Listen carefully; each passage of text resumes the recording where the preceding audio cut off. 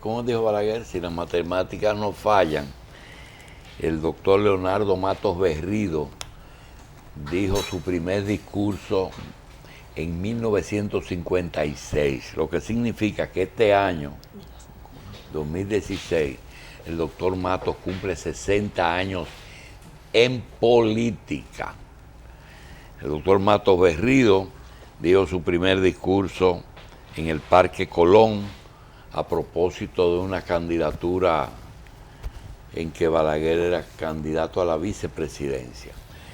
El doctor Matos Berrido fue de los fundadores del Partido Reformista y justamente con el doctor Matos podemos hablar muchísimo de muchísimas cosas, pero eso hace que nos limitemos a un solo tema y es a la situación que atraviesa el Partido Reformista ya fragmentado y que luce que va camino a otra división. A veces es difícil porque hay una amistad que está sobre toda diferencia política, en que usted no se debe sorprender si ve al doctor Matos Berrido o al mismo Josecito Jacín o a cualquier reformista que esté con la renovación del partido sin Quique Antún, conversar y ver a Quique Antún, lo que significa que ellos siempre mantienen un hilo de conducción para resolver los problemas. Pero a partir del 96, el doctor Balaguer le ofreció su apoyo al PLD y el Partido Reformista inició otro camino que parece ser que está dirigido básicamente a conservar su 5% como fuerza política. Puede ser que haya otras cosas y aparecen algunos que hablan de ser candidatos presidenciales, pero yo creo que lo mejor es hablar con los sabios del Partido Reformista. El doctor Matos, más que un miembro de un sector, podría ser en este momento un elemento de unidad. Doctor, bienvenido. Muchísimas gracias y muchas gracias por la invitación. Me siento muy contento aquí entre amigos. Ojalá no defraudarles con mi participación. Bueno, nosotros lo que queremos es que haya diversidad política, que los partidos tradicionales no desaparezcan, que los emergentes tengan oportunidades, pero hay unos lenguajes que usted y yo no usábamos que ahora aparecen por ahí, que son de que bisagra. Es el Partido Reformista una bisagra. Mira, yo con frecuencia oigo con mucha tristeza que califican al Partido Reformista de partido bisagra, en cierto modo desconociendo o tratando de ignorar la colaboración tremenda que el Partido Reformista le ha dado al país en la estructuración de su democracia. Yo me pregunto con frecuencia qué hubiese ocurrido en la República Dominicana si en vez de Balaguer ganar las elecciones de 1966, lo hubiese ganado otro. Hay que saber lo que era el país en el 66. La revolución acababa de concluir, dos bandos que se consideraban los dos victoriosos. Nosotros en el medio del Caribe, vecino de Cuba, en plena Guerra Fría, y solamente una persona de la capacidad y del temperamento de Balaguer podía lograr lo que logró, que fue traer la paz a República Dominicana. Hablan de los 12 años de represión. Represión. Hay que recordarse que al terminar la revolución, el país estaba intervenido por una fuerza militar poderosa externa y que esa intervención se prolongó hasta después de Balaguer estar en el gobierno. Y aun cuando oficialmente se retiró, las Fuerzas Armadas y la policía tenían una grandísima influencia. Nos recordamos del MAC, creo que era que se llamaba. El MAGG, Militar Asistencia, que se queda después que se van las tropas. Exactamente. Se quedan 5.000 personas. Y yo creo, y creo no, he estado convencido siempre de mucha de la represión que hubo fue obra de de esa influencia norteamericana en las Fuerzas Armadas y en la policía. Voy a narrar esto que nunca lo había dicho públicamente. Yo voy un día para el Palacio y oigo en el radio del carro que la policía tiene rodeado a Plinio Matos Boquete en los altos del Roxy, en la calle El Conde. En la Santomé, esquina Conde, perfectamente. Me voy directamente a la oficina de Balaguer. Le digo, mire, acabo de oír por radio que la policía tiene rodeado a Plinio Matos Boquete, que no es familia mía, ni lo conozco. Y agrego ahora, todavía no lo conozco personalmente, en los altos del Roxy, en el Conde. Si la policía lo agarra, es un muerto de nosotros. Y Balaguer toca el timbre. Llámame al general Nivar. Ney era secretario de la presidencia. Dile al general. Y yo le cuento a Ney lo que le había dicho a Balaguer. Y Balaguer le dice, lo responsabilizo por la vida de ese hombre.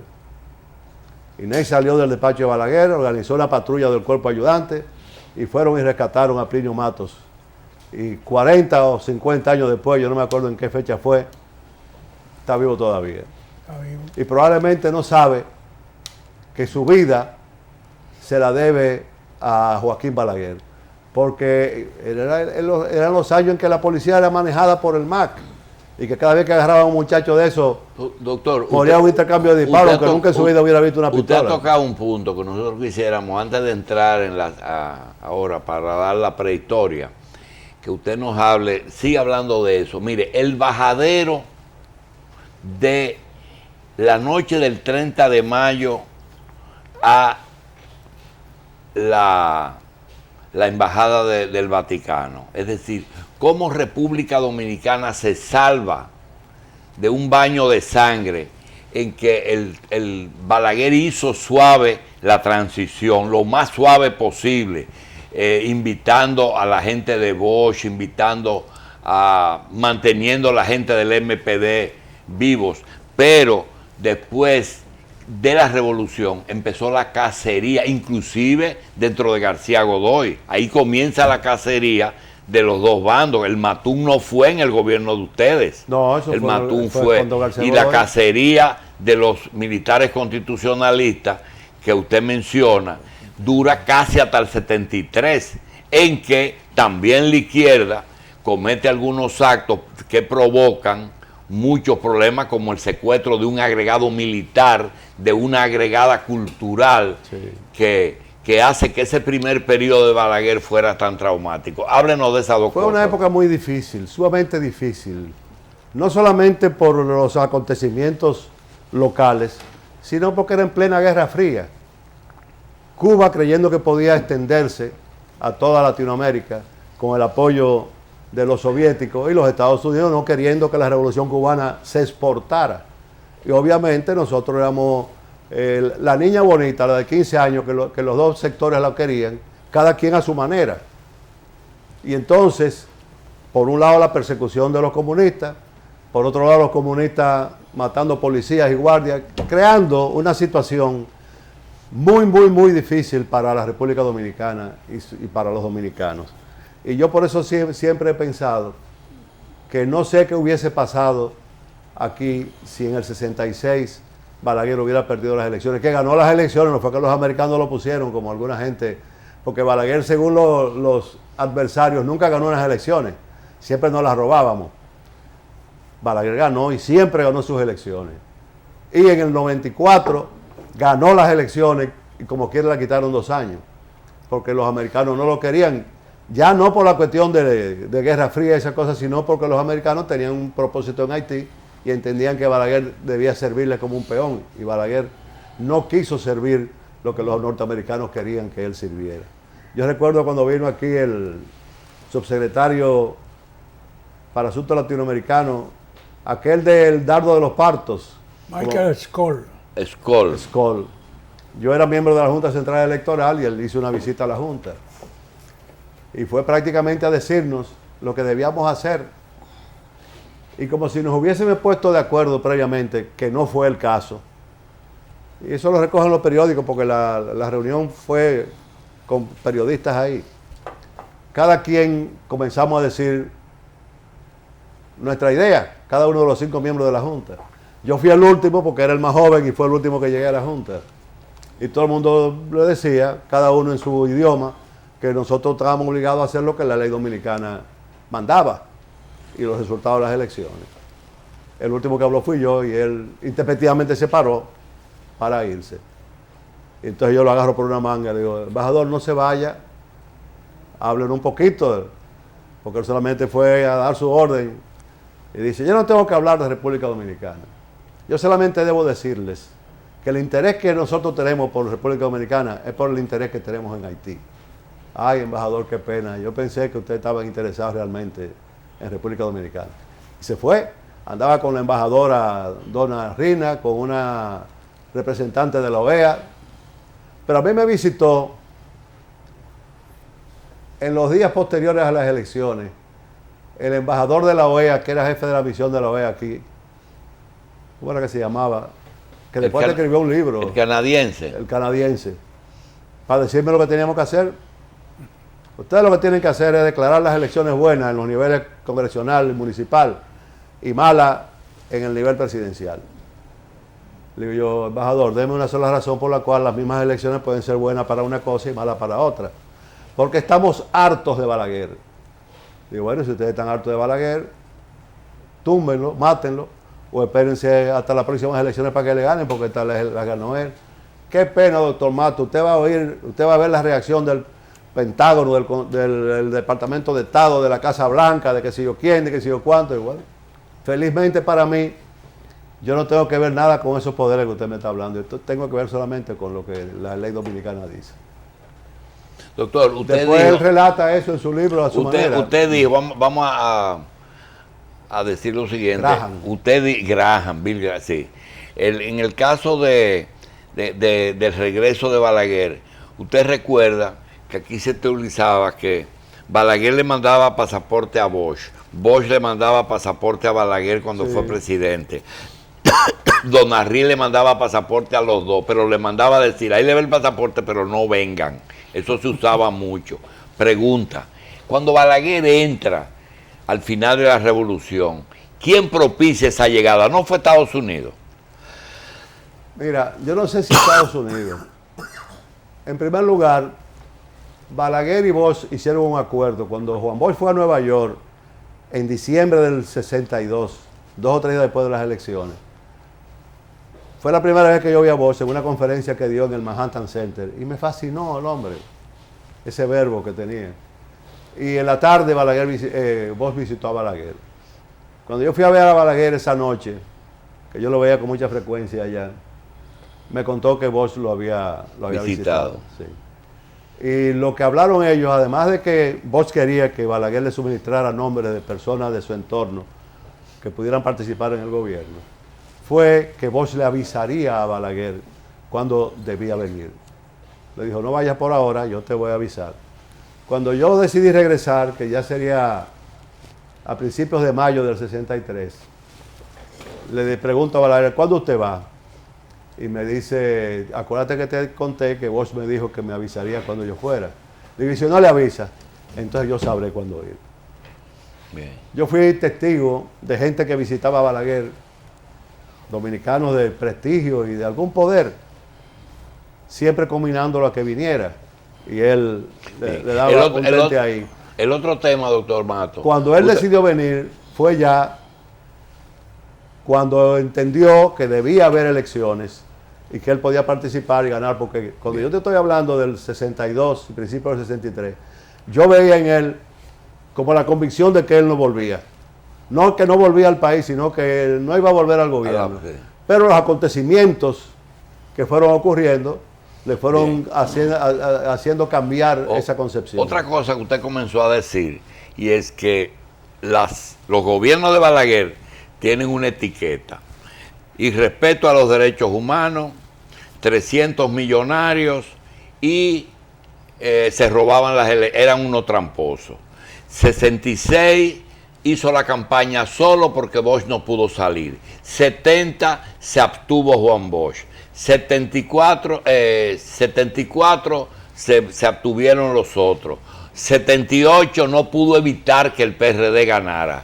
82 ganó ciego. 86 ganó con trampa, 90 ganó con trampa, y los tramposos eran Balaguer, Quique Antún y Leonardo Matos.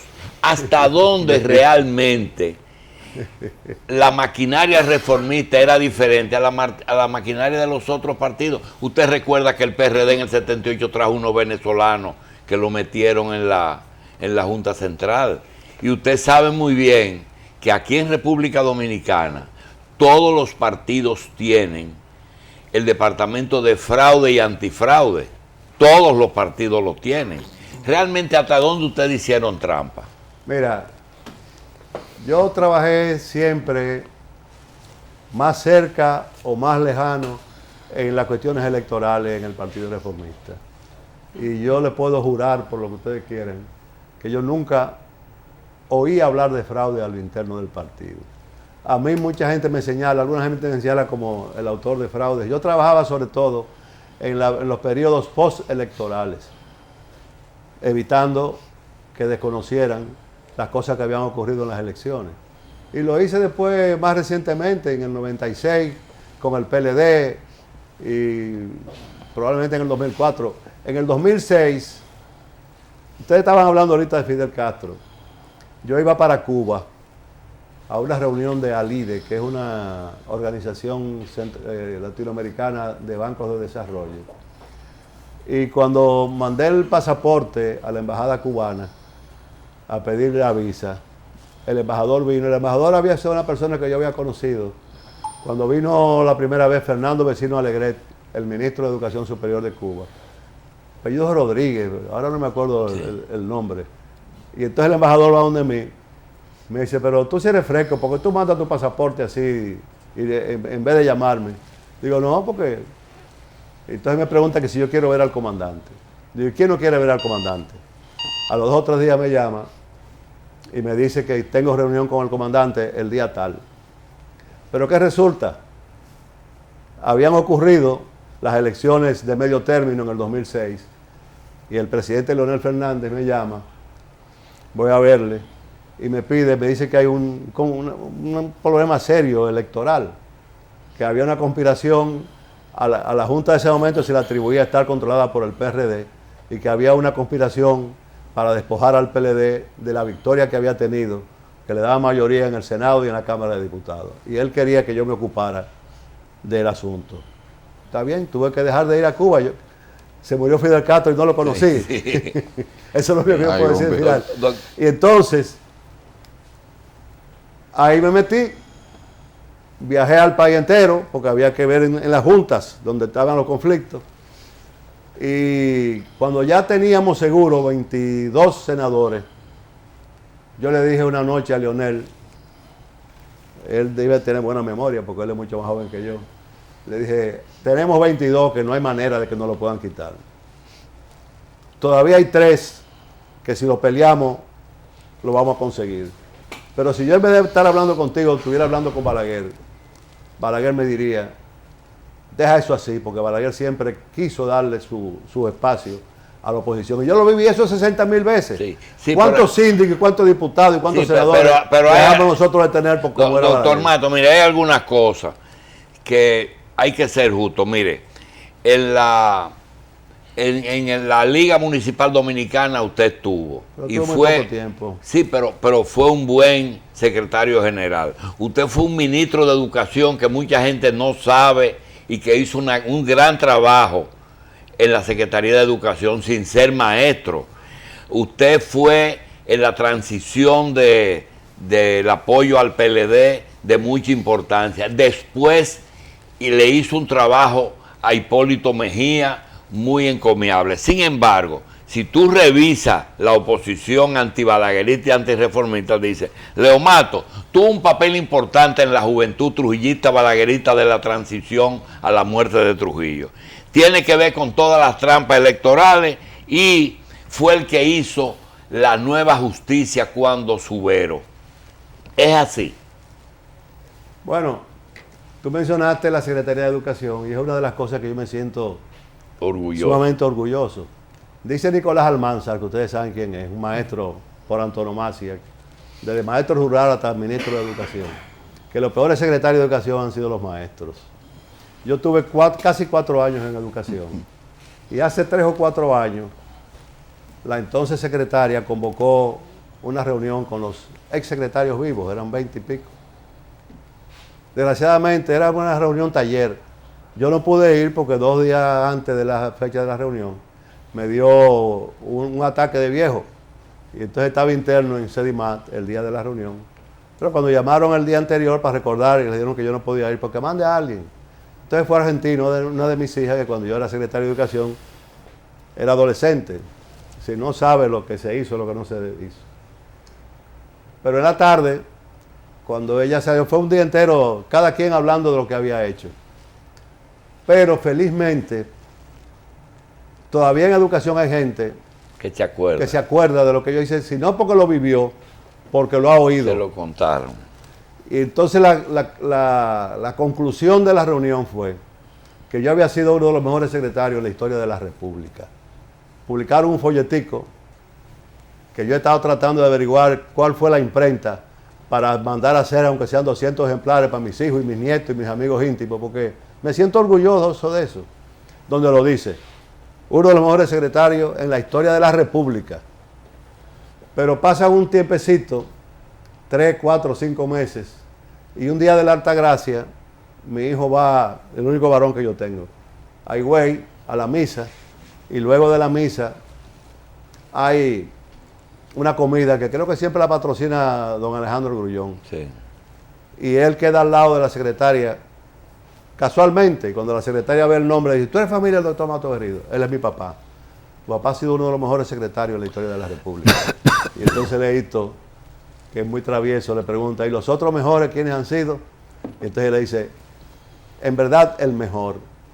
Bien. Hemos dicho uno de los mejores para no ocasionarle celo con los otros. Imagínate tú, ahí estaba Ibelice Prat. Sí. ¿Y cómo me van a decir a mí que el mejor secretario estando Ibelice, doña Ligia. y un montón de gente. Bueno, pues eso es en cuanto a educación. El otro tema. Los jueces, usted hizo una suprema entera. Sí, pero son circunstancias. Pero eso fue verdad, ¿verdad? Bueno, yo trabajé en eso, pero usted mira, y Peña Gómez fue que hicieron esa suprema. Peña y yo, sí, pero mira, cuando se hace el Frente Patriótico, lo que se llamó el Frente Patriótico, cuando yo le dije a Balaguer lo que el PLD estaba ofreciendo, que a mí me pareció bien, Balaguer, y es otra demostración que yo tuve de él, de su grandeza, me dice, en caso de que lo hagamos, sería sin condiciones. Óyeme, yo no creo que haya otro político dominicano que reaccione de esa manera, porque Danilo lo que me dijo fue, le damos la mitad del gobierno. Y a mí me gustó, yo lo confieso. Cuando se lo digo a Balaguer, muy contento, me dice, no, sin condiciones. Pero no obstante eso, yo puse una condición. Y fue que el Consejo de la Magistratura, en su primera reunión, fuera presidida por Balaguer. Y yo le decía a Leonel y a Danilo, por razones históricas. Y ellos estuvieron de acuerdo, me dijeron que sí. Después que pasaron, y hablamos de que no conversaríamos sobre eso hasta que no pasaran las elecciones, la segunda vuelta, para evitar contaminar una cosa con la otra. Pero después de la segunda vuelta comenzaron a sacarme los pies. Sí. Bien, doctor. Y entonces Balaguer me dice un día, porque me dice, porque cuando yo le dije a Balaguer que le había puesto esa condición, le pareció bien. Me pregunta el 2 de julio, un día posterior, ¿y en qué está la cuestión del Consejo de la Magistratura? Digo, bueno, conversamos Leonel y yo de que vamos a comenzar a darle forma ahora, porque no queríamos meterlo antes de las elecciones. Como a los 8 o 9 días me pregunta Balaguer de nuevo, ¿y han hecho algo con el Consejo de la Magistratura? Digo, no, yo he llamado varias veces a Leonel y no lo he podido localizar. Seguimos hablando y cuando ya me voy, le digo yo, voy a llamar a Leonel de nuevo y me dice, no, si tú lo has llamado ya, no lo llames más. Si él te llama, tú te reúnes con él sobre esto, pero no tomes tú nuevas iniciativas. Bien. Digo, está bien. Y entonces me dice, ¿y no se puede hablar con los otros? Y usted sabe que siempre se puede hablar con todo el mundo. Entonces llamo a Rafa Gamundi, que está vivo felizmente, y le digo, Rafa, voy mañana a desayunar contigo. Y ahí comenzamos a hablar. Y me dice, le puedo decir, porque su compadre estaba fuera del país. Su compadre era Peña. ¿Le puedo decir a mi compadre lo que he hablado contigo? Rafa, díselo. En la tarde va a mi casa y me dice, mira, me fui a una cabina telefónica en la calle para hablar con mi compadre en una forma que no nos puedan coger la llamada. Y él viene mañana. Cuando yo le dije lo que había hablado contigo, dice que viene mañana y que quiere reunirse contigo desde que llegue. Y ahí comienza la cuestión, porque Peña y yo comenzamos a hablar de eso. Ahí Peña sale proponiendo públicamente, ¿cómo fue que lo llamó? Respecto a las leyes de la democracia, una cosa así. Ustedes tienen la mayoría en el Senado, la presidencia del Senado para ustedes. Nosotros tenemos la Cámara de Diputados, la presidencia para nosotros. Fenómeno. Y ahí comienza la cuestión. Pero yo estaba cuando eso, yo era embajador en Taiwán, iba y venía. En una de las visitas que hago, pero eso fue mucho antes, esto fue en el 95, esto fue antes del Frente Patriótico. Pedro Romero, confesor, que felizmente está vivo, me llama y me dice, mira, antes que tú lo veas al presidente, yo quiero hablar contigo. Y cuando yo voy a ver a Pedro, me dice, mira, está hablando de fulano de tal para la presidencia de la Suprema. Una persona que él creía que era inconveniente. Y yo también me pareció. Entonces cuando yo voy a hablar con Balaguer, porque tenemos un rato hablando, me dice Balaguer, estoy pensando para la presidencia de la Suprema en fulano de tal. No, me dice, este que estuvo en la Junta, digo yo, García Lizardo, no, uno que estuvo antes. Cuando me dice 2 o 3 veces antes, yo le doy el nombre, me dice, ese mismo. Le digo, usted sabe que ese señor y yo somos muy amigos, y es verdad. Pero en la Suprema Corte de Justicia, sobre todo si es para la presidencia, usted necesita una persona conciliadora, no un peleador como es este amigo. Tú tienes razón, ¿en quién tú has pensado? No, ese no es mi trabajo. Pensar en presidente de la Suprema es un trabajo de usted. Pero usted debe haber pensado en él alguien. Pensó en Froilán, ¿verdad? En Froilán. Y entonces, ahí Balaguer me apodera y no quiso nunca que nadie se metiera en la cuestión de la Suprema que no fuera yo. Bien. Cada vez que iba alguien y le hablaba... Pero Subero es un invento suyo o de Balaguer. No un invento. Subero es un muchacho de mucho... No, lo hizo bien, pero cuando comenzó fue un invento. Bueno, lo que pasa es que Jorge Subero es cuñado de Héctor Coco. Ah, ya. Mi íntimo amigo. Ya, de toda la vida. Y compadre. Entonces, cuando Jorge se graduó, yo era administrador de la San Rafael, y Héctor me lo lleva. Y Subero me llevó su tesis, que era sobre responsabilidad civil, que es la materia que se maneja en la compañía de seguros. Sí. Entonces yo lo puse de sugerente de reclamaciones. Muchachos, todos los rumores que se oían de que están picoteando y cosas, desde que Subero entró. Bien. Entonces yo seguí en un contacto con él muy esporádico, y en el 91 yo traté de que él fuera miembro de la Junta, y Peña lo rechazó con unas declaraciones de Santiago de Chile, diciendo que no podía ser porque era canchanchan mío. Bien. Y el que conoce a Jorge sabe que él no tiene temperamento para ser canchanchan de nada. Está claro, doctor. Y en el 94 volví a tratar de que quedara en la Junta, y ya Peña y yo teníamos una relación. Peña y yo fuimos íntimos amigos hasta la hora final.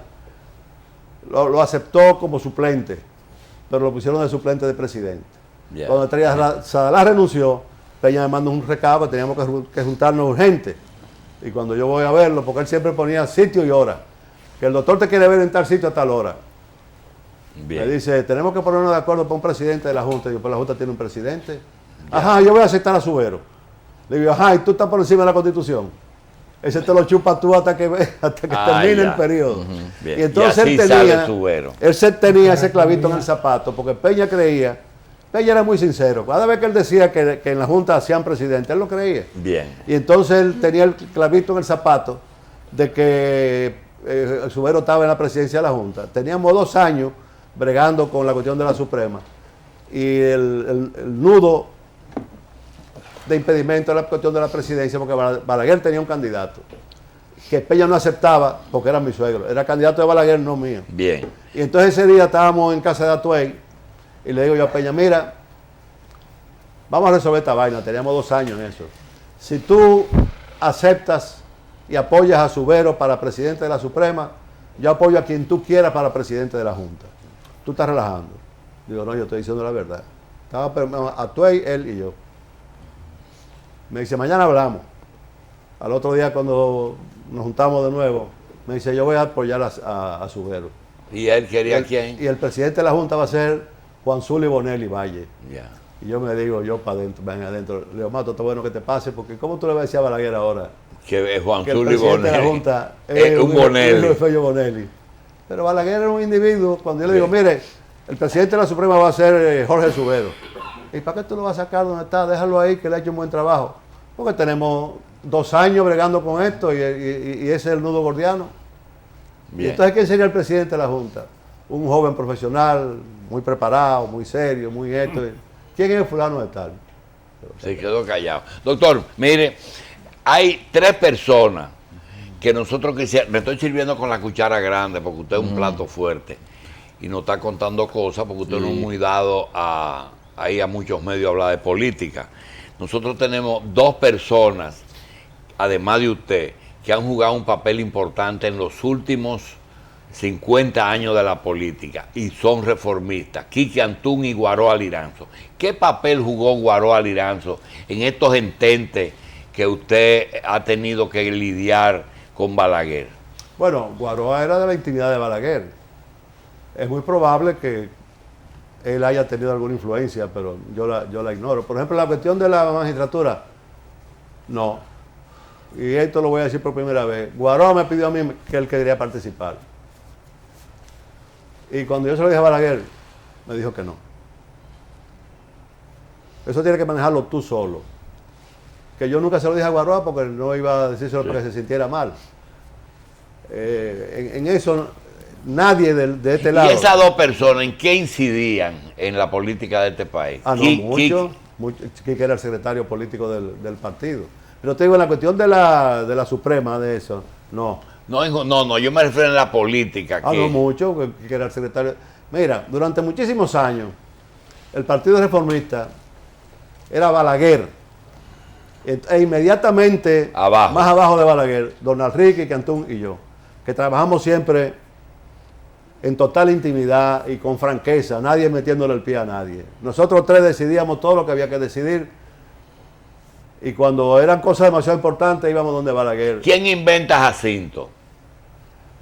Jacinto se inventó en el distrito, él comenzó a trabajar en la capital. Entonces un muchacho que manejaba recursos, hizo su propio equipo. Yo desde el año 1992 estaba proponiendo que los candidatos a la presidencia y los candidatos a los cargos más importantes en el partido fuesen seleccionados mediante primarias. Y a Balaguer no le gustaba la idea, porque a Balaguer no le gustaba la idea de someterse a una primaria, aunque sabía que iba a ganar, pero como quiera. Pero como él no iba a ser candidato en ese año, en el 2000 fue, no en el 96, hicimos la primaria. Los precandidatos eran Jacinto por un lado, Carlos Morales por otro lado, y creo que Víctor Gómez Berger también era candidato. Bien. Jacinto ganó. Y como ocurre siempre en la cultura dominicana, que es una herencia de Juan Bosch, eso del fraude, siempre el que gana, sí. Pero no solamente en los partidos políticos, en los sindicatos, en las asociaciones profesionales, el que gana siempre es con trampa, siempre hay un fraude. Eso es herencia de Juan Bosch y Gaviño en las elecciones de 1962, que a las 10 de la mañana hizo una rueda de prensa para decir que le habían robado las elecciones mediante un fraude colosal. Y resultó que cuando contaron los votos, él había ganado con un 60%. Sí. Se había llevado a todo el mundo de encuentro. Él había denunciado el fraude y había ganado. Ajá, ganó. Bien. Resultó que había ganado. Entonces Carlos Morales, cuando vio que Jacinto iba a ganar, se inventó de que le estaban haciendo un fraude. Bien. Y yo propuse que controlaran el proceso Bello Andino y Joaquín Ricardo, que eran 2 personas muy allegadas personalmente a Balaguer, para que fueran ellos los que dijeran si había fraude o no había fraude. Y resultó que Jacinto ganó de verdad. La elección que hubo en los 12 años se atribuye al MAC y no a Balaguer, como usted ha planteado.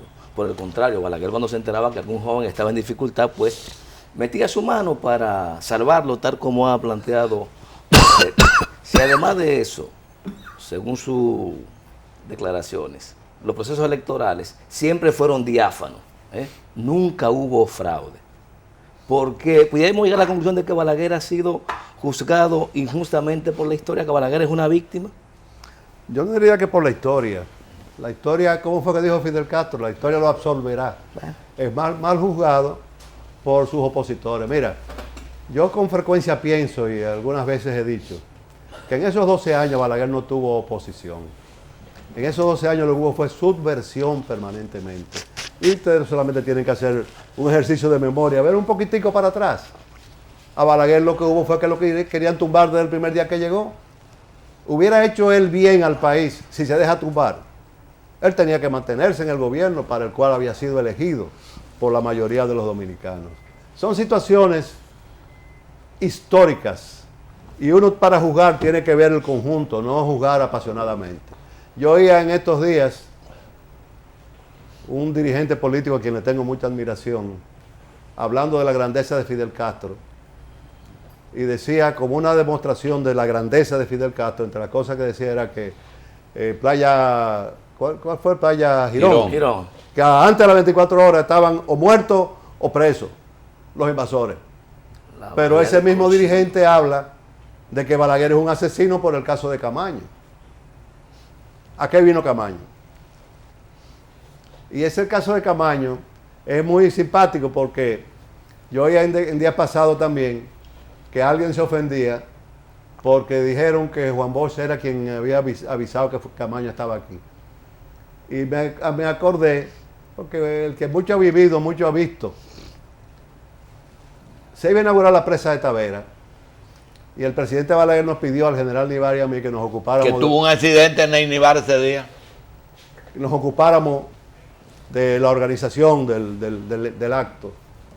Fuimos a Tavera, regresamos alrededor del mediodía y fuimos directamente a donde Balaguer a decirle lo que habíamos visto y qué pensábamos que se podía hacer. Y después que le damos el informe, ya cuando nos estamos despidiendo, el presidente le dice: general, hay rumores de una invasión. Dele protección al profesor Bosch y al doctor Peña Gómez. Salimos. Yo pues fui para mi casa y eran las 1:30, las 2 de la tarde. Los dos se escondieron, los dos. Y cuando regreso a las 4 de la tarde, que voy de inmediato donde Ney, porque Ney y yo nos pasábamos, teníamos oficinas contiguas en el palacio. Y nos pasábamos la mayor parte del día juntos. Le digo, ¿ya cumpliste tu cometido? Me dice, sí. ¿Tú sabes quién fue que le dijo al presidente lo de la invasión? El profesor. Así que eso es histórico. ¿Y ustedes creen que Juan Bosch lo hizo con la intención de que Camaño se molestara? No. Juan Bosch fue contrario a eso, a esa aventura.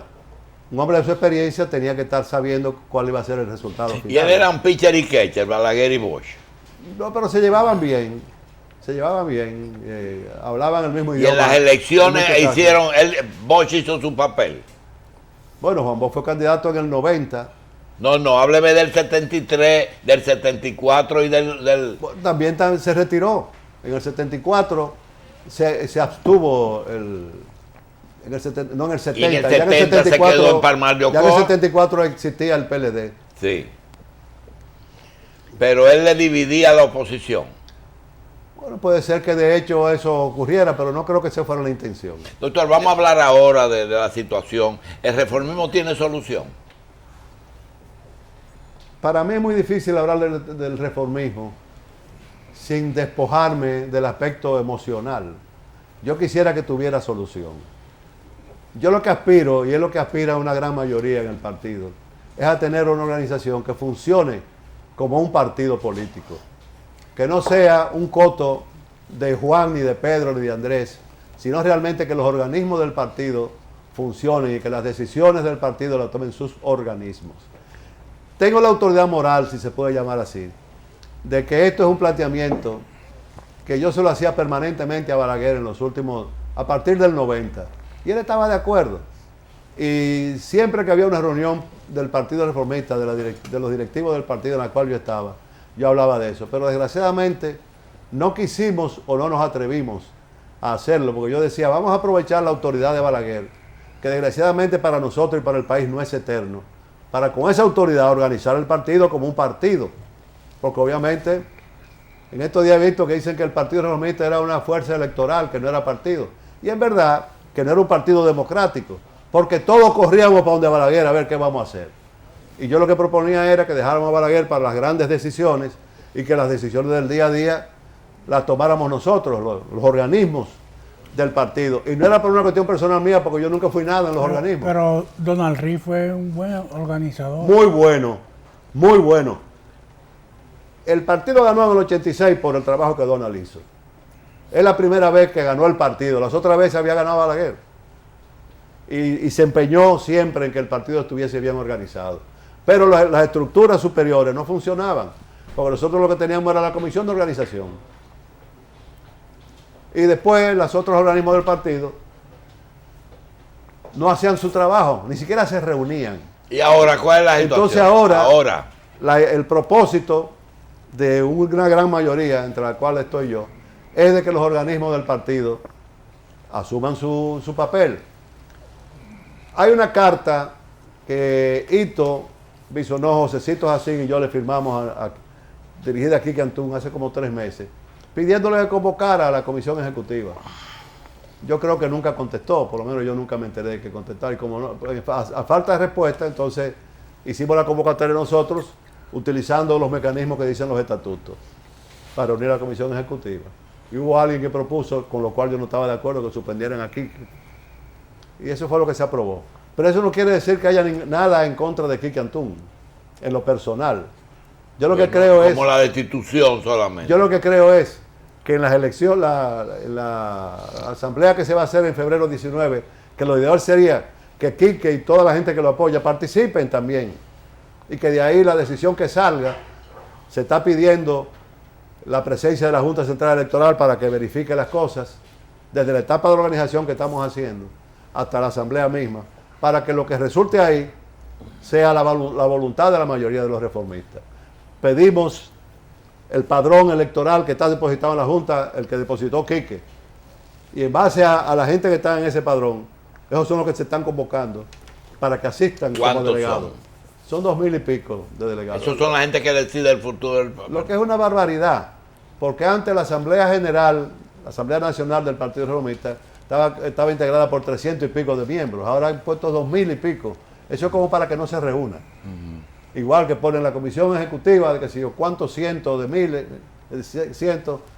Hay que adoptar unos estatutos prácticos, que las comisiones se puedan reunir periódicamente y tomar sus decisiones. Doctor, esa comisión que se va a reunir, si elige de nuevo a Quique, ¿qué pasa? Bueno, si elige a Quique, Quique es. ¿Quién se va a oponer? ¿Y qué ustedes lo que hicieron ahí en el Radisson con Quique? ¿Qué fue lo que lo suspendieron? Suspendieron, sí. Que yo no estuve de acuerdo, porque entendía que eso no era necesario ni conveniente.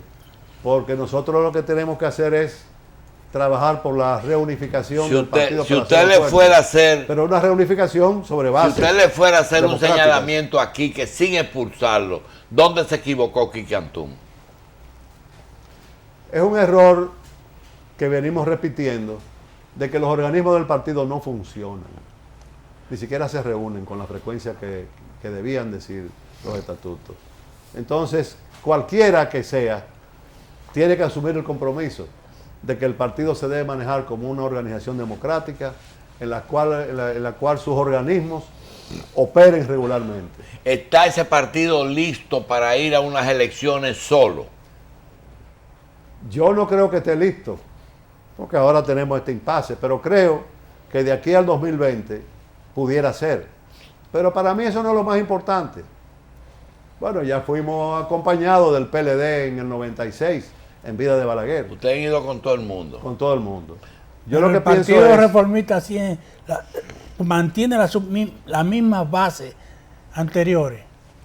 ¿A qué tú llamas bases? Bueno, a los que simpatizaron y participan. En gran medida, recordar que Balaguer hablaba mucho de la masa silente y él siempre contaba... Sí, pero una masa silente de él. Sí, de él. Sí, doctor, pero mire, el último tendencia número que política ustedes tuvieron fue el 14% de estrella. Si ustedes logran de nuevo reunificarse, lo que queda, es decir, los que no se han muerto, toda esa gente de reformismo, puede llegar de verdad a tener un 20% de la población que vote a favor de usted? Yo no tengo idea, pero sí pienso que debemos tratar de hacerlo, tratar de lograrlo. Yo no te podría decir, no, tenemos un tanto por ciento.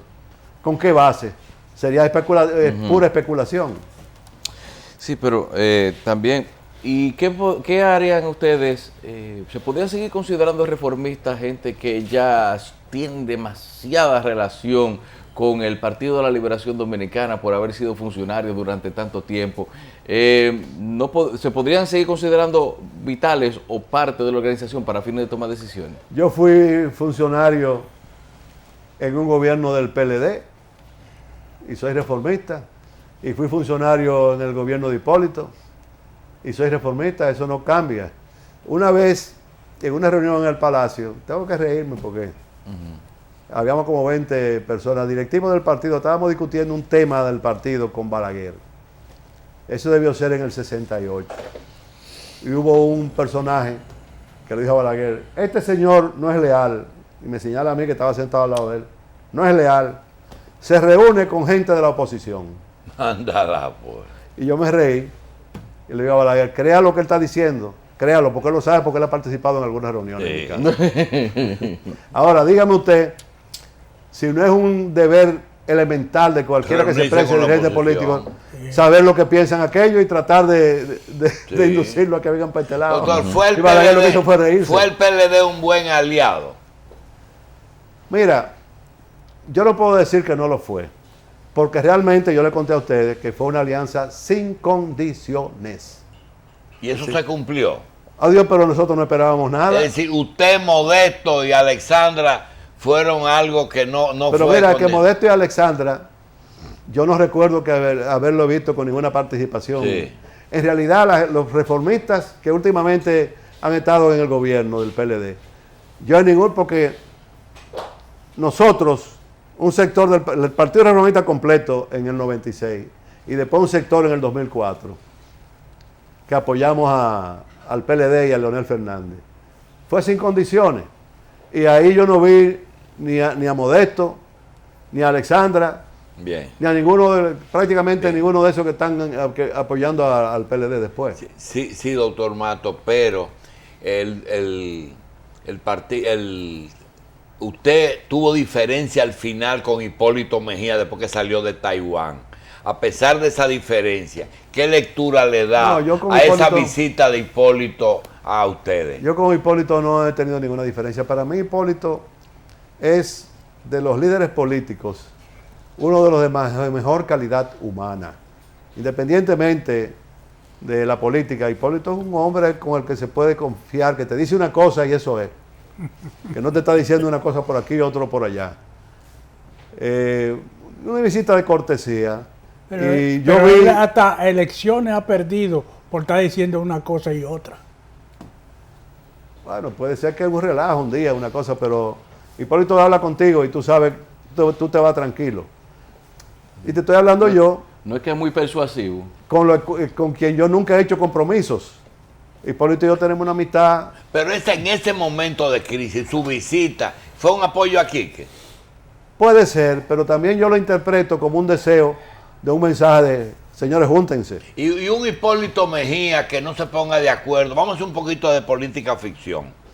Un Hipólito Mejía que no logre ponerse de acuerdo con Luis Abinader. ¿Usted vería posibilidad de que un reformismo con un candidato como Hipólito Mejía logre ganar en el 2020? Habría que verlo cerca de las elecciones, porque ahora hay evaluaciones que se llaman encuestas, en las cuales yo no creía, pero he terminado creyendo en ellas, porque, Sí, porque siempre han tenido razón. finalmente te demuestran que tenías razón. Doctor, yo he aprendido acá con el doctor Julio Jacín que una cosa es lo que uno quiere y otra cosa es lo que uno cree. Dígame algo, usted en su íntima convicción, ¿cree que es posible que ese conjunto de personas que se cobijan bajo la sigla del Partido Reformista sean capaces de construir una organización política efectiva, sobre todo cuando cada uno de ellos piensa en primera persona y no como colectivo. Ha sido el resultado histórico lo que hemos visto de esa organización. ¿Hay posibilidad de eso? Bueno, mira, ese es el problema principal, de que no el Partido Reformista. Yo creo que ya, desgraciadamente para el país, en los partidos priman los intereses personales por encima del interés nacional. Y lo que tenemos que hacer es, los que creemos en que el interés nacional debe sobreponerse a cualquier interés, trabajar duro a ver si volvemos a pensar como pensábamos antes.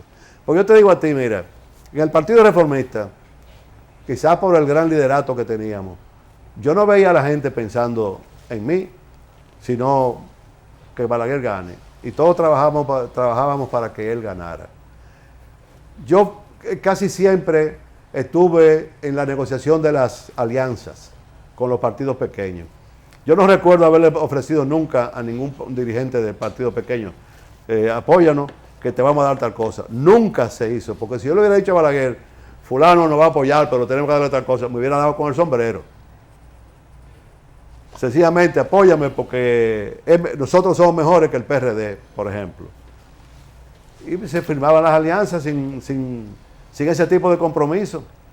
Entonces yo creo que para el país, viéndolo desde el punto de vista del país, mira, cada vez que yo despierto a medianoche y me pongo a pensar cuál es la sociedad que yo le estoy dejando a mis nietos, no vuelvo a dormir, y eso me pasa casi todas las noches. Porque nosotros crecimos en una sociedad sana. Tú le quitabas el ingrediente político a esta sociedad en época de Trujillo. Era una sociedad sana. Se podía confiar en los amigos, los vecinos eran como si fueran familia tuya. La gente trataba de ser solidaria con los demás. Y esto se ha ido descomponiendo. Y eso es, desgraciadamente, eso ha afectado terriblemente a los partidos. Porque no es solamente el reformista. ¿Qué ha pasado en el PLD, en el PRD? ¿Qué está pasando en el PLD? El PLD lo está resolviendo a base de papeletaje. El tigre que le dan los 10 pesos, no quiere decir que esté conforme, pero está tranquilo mientras le estén dando los 10 pesos. Y entonces debemos trabajar todos, y yo creo que nosotros en el Partido Reformista debemos dar el ejemplo, para que esa situación cambie. Bien. Para que la gente quiera pensar primero en el país y después en qué me conviene a mí personalmente, porque cuando el bienestar es para el país nos beneficia a todos. Yo creo que el doctor Matos hoy nos ha hablado más de una hora del Partido Reformista y algunas experiencias. Vamos a darle las gracias y a pedirle que nos debe 6 programas. Sí. Esos 6 programas tiene que pagarlos, porque tú sabes que él no debe, él es buena paga. Una es el régimen de Balaguer, analizarlo. Ese hombre que gobernó 22 años. La Liga de Béisbol y el futuro del béisbol, que ahí debe participar el señor Decena. La Liga Municipal Dominicana que ahora está, que nosotros no sabemos si es importante o no.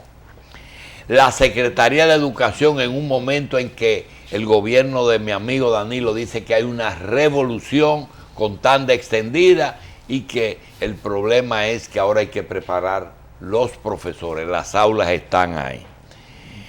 Y el BNB y las pensiones, que a cada rato le dan un fuetazo al doctor Mato por ahí. Y lo último es que estamos en la era del PLD. Estuvimos en la era de Trujillo, en la era de Balaguer, en la era del PRD con Guzmán y Jorge Blanco, Hipólito.